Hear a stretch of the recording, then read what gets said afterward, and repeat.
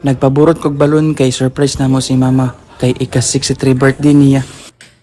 Giapil na lang pud namo si Oli kay wala pa man pud siya natulog aning orasa. Pagtuktok nako ang unang gigawas si Papa. Gignan dayon nako si Papa nga ayaw pagsaba pa. Kaya among gusto si mama ang moabre sa pertahan.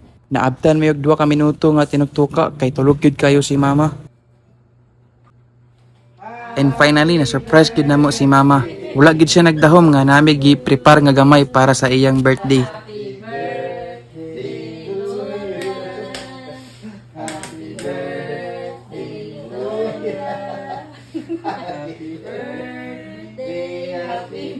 Diri na dayon, wala jud sa focus si mama. Kay imbis ang candle i-blow, ang cake ang na-blow, mao to ang mga icing na padulong kang Oli.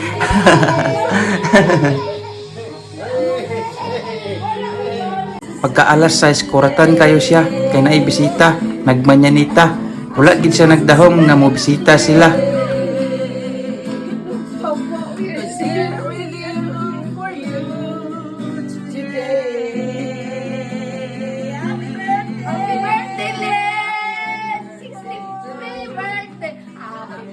Once again, ma, happy birthday.